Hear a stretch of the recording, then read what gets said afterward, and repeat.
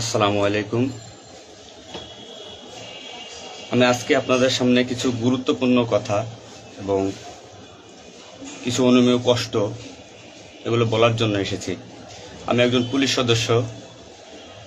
আমি সমগ্র জাতির কাছে একটা অনুরোধ নিয়ে আসছি এবং আমার যারা পুলিশ ভাই বন্ধু ব্যাটসম্যান যারা আছেন, আমি সকলের উদ্দেশ্যে কিছু কথা বলার জন্য আসছি। সমগ্র দেশের মানুষের সামনে কিছু কথা বলার জন্য আসছি। যারা আজকে এই নতুন স্বাধীনতা যারা অর্জন করেছে, যে সমস্ত ছাত্ররা মারা গেছে, সাধারণ মানুষ মারা গেছে, সর্বস্তরের জনগণ যারা মারা গেছে, আমি তাদের প্রতি সমবেদনা এবং দুঃখ প্রকাশ করছি। এবং আমার যারা পুলিশে যারা মারা গেছেন যে সমস্ত ভাইয়েরা, তাদের প্রতি আমার সমবেদনা, তাদের পরিবারের জন্য আমার সমবেদনা। তো আমরা নিম্নপদস্থ কর্মকর্তারা যারা ডিপার্টমেন্টে চাকরি করি, আমাদের আদেশ মানতে হয়, নির্দেশ শুনতে হয়। আজ দেখেন যে সাধারণ শিক্ষার্থীরা মারা গেছে, পুলিশ যারা মারা গেছে তারা সব নিম্নপদস্থ কর্মকর্তারা, যারা আদেশ দিচ্ছেন নির্দেশ দিচ্ছেন, তারা কিন্তু কেউ মারা যায় নাই, বা অন্য কোনো বাহিনীর কোনো সদস্য মারা যায় নাই। তো এখানে একটা প্রশ্ন থেকে যাবে, পুলিশ কেন, পুলিশ কেন হয়? Police is so called. Police আজকে দেশের জাতীয় ভিলেন। এই পুলিশ সর্বপ্রথম ৭১-এর মুক্তিযুদ্ধের সময় রাজাকার বাহিনীর বিরুদ্ধে প্রথম কাউন্টার অ্যাটাক রাজারবাগ থেকে দিছিল। আর সে গৌরবময় ইতিহাস উজ্জ্বল পুলিশের আর জাতীয় ভিলেনে পরিণত করেছে কিছু স্বার্থান্বেষী মহল। আমাদের পুলিশের কিছু স্বার্থবাদী পুলিশ কর্মকর্তারা যারা বড় বড় চেয়ারে বসে, বড় বড় জায়গায় বসে আমাদেরকে ব্যবহার করে তাদের স্বার্থ উদ্ধার করছে। আজ এতগুলো মানুষ মারা গেছে। আমি একজন পুলিশ, এর বাইরে আমি একজন ছাত্র ছিলাম। পড়ালেখা শেষ করে আমি চাকরিতে ঢুকছি। এটা আমার অপরাধ না। আমার ডিপার্টমেন্টকে কলুষিত করছে, এটা অপরাধ। আমি একজন সন্তানের বাবা, আমার 2 বছর বয়সে একজন সন্তান আছে। তো আমি একজন বাবা হিসেবে আমি মেনে নিতে পারি নাই। আমার ভাইয়েরা মারা গেছে, তা ছোট ছোট ছেলেমেয়েরা বলতেছে আমার বাবা কই, আমার বাবা কই। এগুলো মেনে নেওয়া যায় না, এগুলো কোনো মতেই মেনে নেওয়া যায় না। যারা সাধারণ মানুষ মারা গেছে তাদের পরিবারের কি অবস্থা? আজ আমার পুলিশে যেখানে পাচ্ছেন সেখানে নির্মমভাবে মৃত্যুবরণ করতেছে, পিটিয়ে পিটিয়ে মারতেছে। এর কারণ কি? আজ আমাদের কিছু স্বার্থান্বেষী কিন্তু বড় মহলের অফিসারদের কারণে। তারা বিভিন্ন লোকের তোষামোদি করে বিভিন্ন পর্যায়ে আমাদের ঘাড়ে বন্দুক রেখে তারা মনে করেন দিনের পর দিন আমাদের নির্যাতন করে মানুষের বিরুদ্ধে লেলাই দিছে। হাজার হাজার কোটি টাকার মালিক হয়ে তারা এখন গা টাকা দিছে। এই মৃত্যুর ভাই, এই পুলিশ মৃত্যুর ভার কে নেবে? পুলিশের মৃত্যুর বিচার হবে না এই বাংলাদেশে, আমি জানি। কিন্তু যারা এই নির্দেশদাতা, যারা এই নির্দেশ দিয়েছেন, তাদের প্রত্যেকের বিচার হবে। এবং চিহ্নিত যেসব পুলিশ অফিসারে পুলিশ ডিপার্টমেন্টে আছে তাদের অবিলম্বে প্রত্যাহার চাই এবং তাদের বিচার চাই, যারা নির্দেশ দিয়ে সাধারণ মানুষকে খুন করাইছে পুলিশকে দিয়ে। আচ্ছা, এতগুলো পুলিশ মারা গেছে, এই সম্পূর্ণ দায়ভার এই ডিপার্টমেন্টের অফিসারদের নিতে হবে। কোন অফিসার দেখছেন রাস্তায় মারা গেছে? মারা যায়নি। তারা নির্দেশ দিয়ে সরে গেছে, পুলিশকে সামনে ঠেলে দিয়ে। এটা হত্যাকাণ্ড। এই হত্যাকাণ্ডের বিচার আমি চাই। সমগ্র পুলিশ ডিপার্টমেন্টের এই হত্যাকাণ্ডের বিচার চাই। অবিলম্বে সব দুর্নীতিবাজ পুলিশ কর্মকর্তাদের অব্যাহতি দিয়ে তাদের শাস্তির আওতায় আনতে হবে। এই পুলিশ হত্যার দায়, এই পুলিশ হত্যার বিচার তাদের দিয়ে করতে হবে। আমি জানি না আমার এই কথা বলাতে আমার কি হবে না হবে, আমি সে পরোয়া করি না। আমি শঙ্কিত সেই পরিবার নিয়ে, যারা মারা গেছে, তাদের ফ্যামিলি, তাদের বউ বাচ্চাগুলো এতিম হয়েছে। তা সাধারণ মানুষ মরেছেন, আমি তাদের থেকে ব্যতীত। নির্মমভাবে অত্যাচার করছে, এগুলো মেনে নেওয়ার মতো না। আমি সবাইকে অনুরোধ করব, আমার ভাই বন্ধু যারা আছেন, আমি কোনো উস্কানিমূলক কথা বলতে এখানে আসি নাই। আমি এখন সত্যি বাস্তব কথা বলতে আসছি। আমার কষ্টের সঙ্গে বলতে হয়, আমি একজন পুলিশ পরিবারের ছেলে। আমার বাবা অন ডিউটি অবস্থায় 2012 সালে মারা গেছেন। আমি পরিচয় দিতে পারছি মানুষের কাছে, আমি একজন পুলিশের সন্তান। আমার ছেলে মেয়ে কিভাবে পরিচয় দেবে তাদের সহপাঠীদের কাছে যে আমার বাবা একজন পুলিশ? কিভাবে পরিচয় দিবে? সিসি করবে? আজ মানুষের কাছে, জাতির কাছে সমগ্র পৃথিবীর কাছে মানুষ আজকে ভিলেন রূপে আপনি পরিচয় হয়ে গেছে। এই মানুষগুলো, এদের মৃত্যুর ভার, পুলিশ হত্যার ভার ডিপার্টমেন্টের সর্বোচ্চ পর্যায় থেকে সর্বনিম্ন পর্যায়ে এর সাথে যারা জড়িত ছিলেন তাদের দেওয়া লাগবে, তাদের এগেনস্টে হবে। প্রত্যেকটা পুলিশ সদস্য আজ বাইরে বেরোতে ভয় পাচ্ছে, মৃত্যুর ভয়। এখনো অনেক জায়গায় আমি নিউজ পাইলাম সকালবেলা, অনেকে পুলিশ মরে গেছে, তার কোনো হদিস নাই। এখন অনেকে আটকা আছে, সবাই প্রাণ ভয়ে, আজ পুলিশ প্রাণ ভয়ে লুকাচ্ছে। কিসের জন্য? আপনাদের কারণে, আপনাদের স্বার্থ উদ্ধারের কারণে পুলিশকে ব্যবহার করছেন প্রত্যেকটি ক্ষেত্রে। এটা আর কেউ মেনে নিতে পারলো, আমি ব্যক্তিগতভাবে মেনে নিতে পারবো না। প্রত্যেকে দায়ভার নিতে হবে আপনাদের। আজ নির্বিকারে যতগুলো মানুষ মারছেন, আজ এই মৃত্যুর সামিলে আমি থাকতে পারতাম। চিহ্নিত করে করে বিচার হবে আপনাদের। পুলিশ কর্মকর্তারা যারা আছেন এর সাথে জড়িত সবার বিচার হবে, বিচার করতে হবে। কেউ না করুক, আমি করব। আপনারা পুলিশের গৌরবময় ইতিহাস ঐতিহ্যকে ধারণ করে নিজেদের স্বার্থ উদ্ধারের কারণে আজ পুলিশ বাহিনীকে মৃত্যুর মুখে ঠেলে দিচ্ছেন।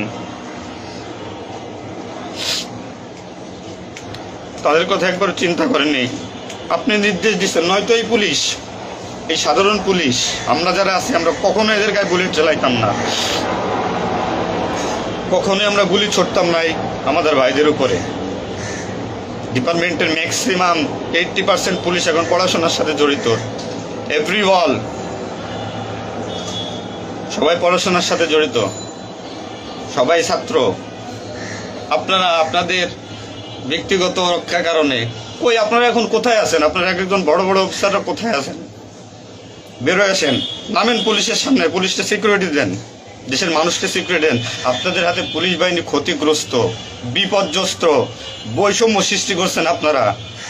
আপনারা প্রতিটা ক্ষেত্রে পুলিশের সাথে পুলিশের বৈষম্য সৃষ্টি করে দিয়ে গেছেন।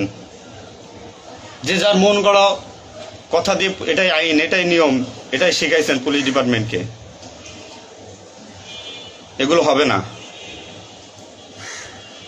আপনারা যেখানে যান না কেন পালাইয়ে, যেখান থেকে পলায় যান, এই পুলিশ আপনাকে খুঁজে বের করবে। এই মৃত্যুর দায়ভার আপনার নিতে হবে। সত্য কথা বলাতে অনেক পুলিশের চাকরি খেয়ে দিয়েছেন আপনারা। আপনারা সুযোগ পেয়ে স্বার্থের কারণে অনেক পুলিশকে বলে পুলিশ ডিপার্টমেন্ট থেকে বিতাড়িত করছেন। তাদেরকেও পুলিশ ডিপার্টমেন্টের প্রয়োজন। আপনাদের স্বার্থের শিকার তারা, আপনাদের স্বার্থের বলি তারা। অনেক পুলিশ ভাইরা, সাধারণ পুলিশ ভাইরা যাদের চাকরি থেকে বিচ্যুত করছেন, অবিলম্বে তাদেরকে চাকরিতে আনবেন আপনারা। এটা আমার অনুরোধ।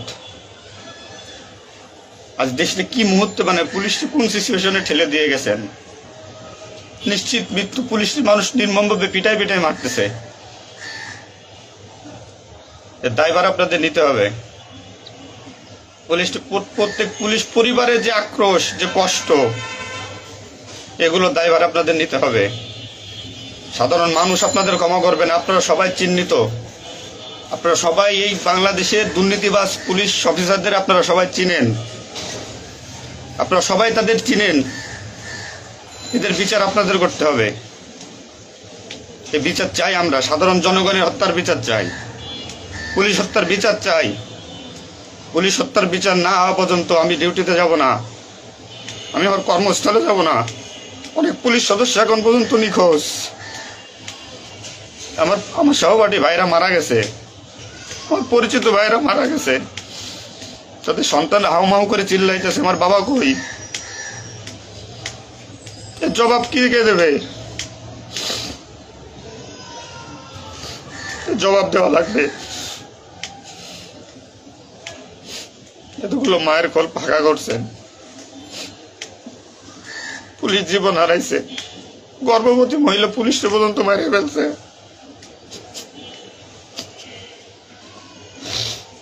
নির্মমভাবে মারছেন।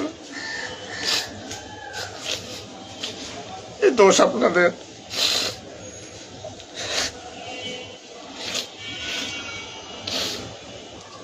চাকরির ভয় নাই, চাকরি যায় চাক ভিক্ষা করে খাবো, নির্যাতনার মানবো না। কি করছেন পুলিশ ডিপার্টমেন্টের জন্য আপনারা? কত পুলিশ মারা গেছে তার তো ঠিক নাই। বিচার হবে, বিচার আমি করবো, কেমন করবো? পুলিশ ডিপার্টমেন্টে প্রত্যেকটা সেক্টরে দুর্নীতি। আমি পুলিশ হয়ে আমার কোনো কাজের জন্য আমাকে অর্থ দিতে হয়, টাকা দিতে হয়।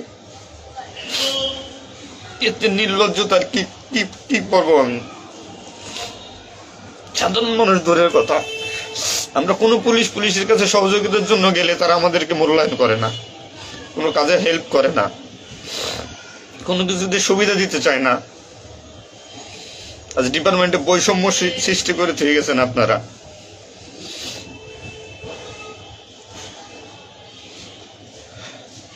এত কিছুর দরকার হয় কেন আপনাদের? আজ আপনারা কেউ মারা যাননি, সবাই নির্দেশ দিয়ে যার যার মতো সুযোগ মতো পালাইছেন, সুযোগ মতো চুপচাপ করে বসে আছেন। পুলিশ ডিপার্টমেন্টের অনেকে আছে যারা এর সাথে জড়িত না, সরাসরি গুলি করতে চায় নাই, বাধ্য করছেন, নির্মম মৃত্যুর দিকে ঠেলে দিয়েছেন এদেরকে। কোনো কিছুই মনে করেন আপনারা। তো নতুন দিনের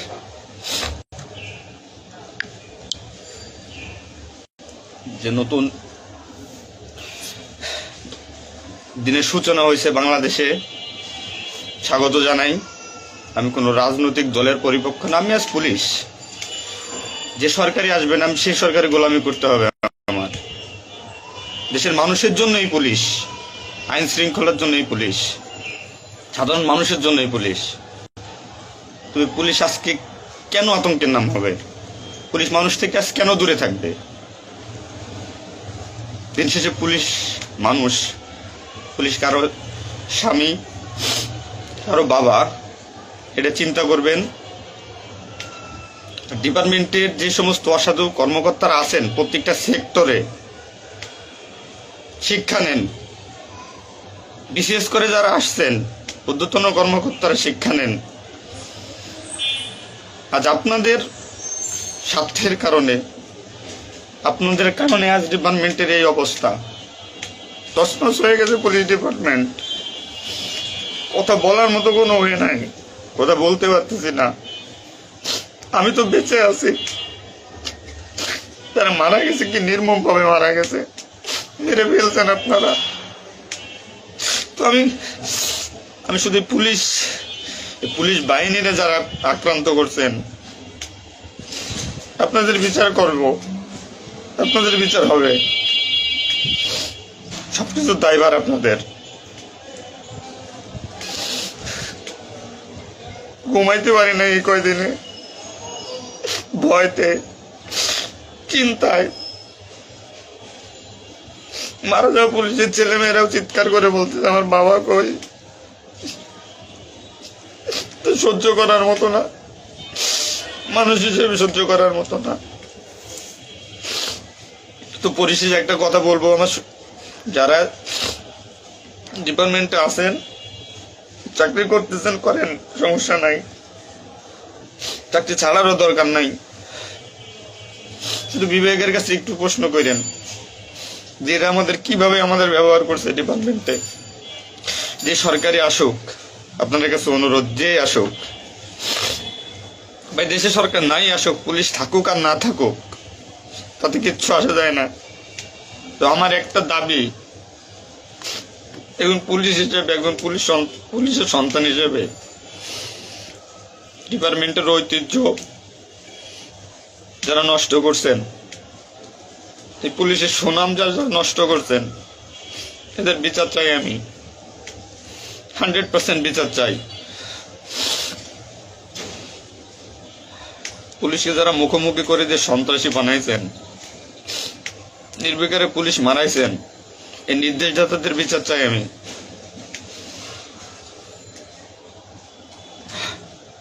এবং দেশের আইন শৃঙ্খলা পরিবেশ নিয়ন্ত্রণে আনতে সর্বপ্রথমে পুলিশ বাহিনীকে সুশৃঙ্খল করতে হবে। আমি আর অনুরোধ সবার কাছে, যে আপনারা পুলিশে খারাপ চোখে দেখবেন না, যে আমরা যারা নিম্নপদস্থ কর্মকর্তারা আছি, যারা চাকরি করতেছি, আমরা আদেশের গোলাম। আমাদের যেভাবে আদেশ দেয়, যেভাবে নির্দেশ দেয়, আমরা ওইভাবে কাজ করি, ওইভাবে আমাদের চলতে হয়। যে ভীতি, না মানলে চাকরি চলে যাবে, যাক, এ চাকরির প্রতি আর এখন কোনো নাই। তবে আমার ডিপার্টমেন্টের যে সমস্ত ভাইরা মারা গেছে, সাধারণ মানুষ যারা মারা গেছে, তাদের আমরা আর ফিরে পাবো না, হয়তো পাবোই না। তো আমার একটা অনুরোধ, আগে পুলিশ বাহিনীটাকে সুশৃঙ্খল করুন, আইন শৃঙ্খলা সুশৃঙ্খল করবেন।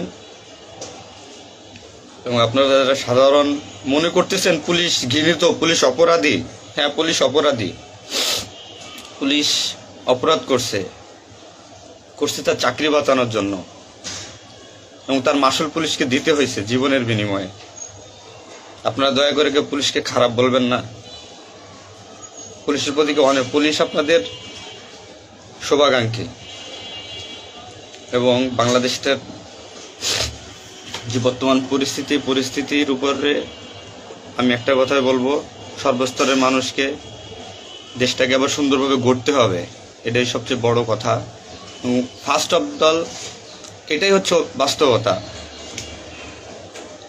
দেশটাকে আমরা সবাই মিলে গড়ব। এবং পুলিশ বাহিনীর, আপনারা যারা পুলিশে আছেন,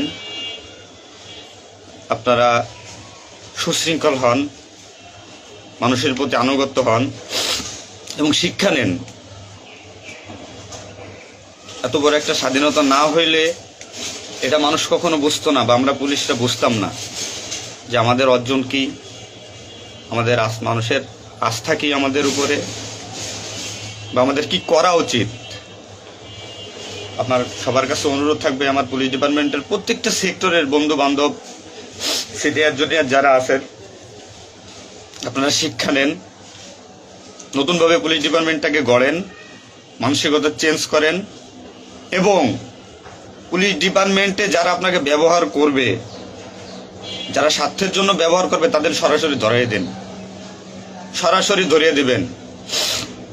পুলিশের প্রত্যেকটা সেক্টরে দুর্নীতি, এই দুর্নীতিবাজদের ধরিয়ে দেন। এদের ধরায় না দিতে পারলে পুলিশ ডিপার্টমেন্ট কোনোদিন শুদ্ধ হবে না।